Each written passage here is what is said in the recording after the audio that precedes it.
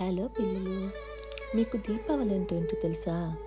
అది కేవలం దీపాలు వెలిగించే రోజు మాత్రమే కాదు, దానికి ఒక కథ ఉంది.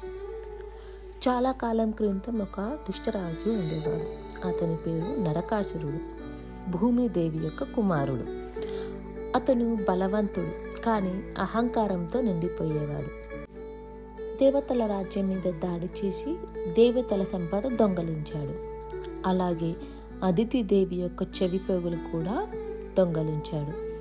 దేవతలు చాలా బాధపడి శ్రీకృష్ణుడిని ఆశ్రయించారు. అప్పుడు శ్రీకృష్ణుడు చెప్పాడు, నరకాసుడు చావడానికి ఒక స్త్రీ చేతుల్లోనే జరగాలి అని శాపం ఉంది.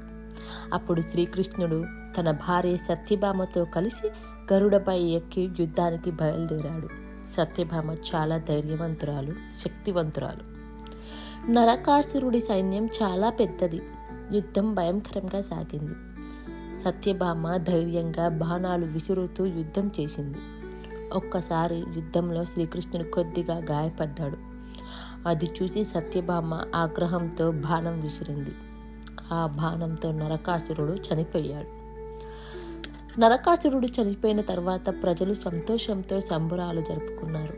ఆ రాత్రి చీకట్లు పోయి వెలుగు వ్యాపించింది. అప్పటి నుండి ప్రతి సంవత్సరం ఈరోజు నరక చతుర్దశిగా మరియు దీపావళిగా జరుపుకుంటున్నాం. అది మంచు చెడుపై గెలిచిన రోజు. దీపావళి మనకు ఒక గొప్ప పాఠం చెబుతుంది. ఎంత చీకటి వచ్చినా ఒక్క దీపం వెలిగితే చాలు, మంచి ఎప్పుడు చెడుపైనే గెలుస్తుంది. హ్యాపీ దీపావళి పిల్లలు.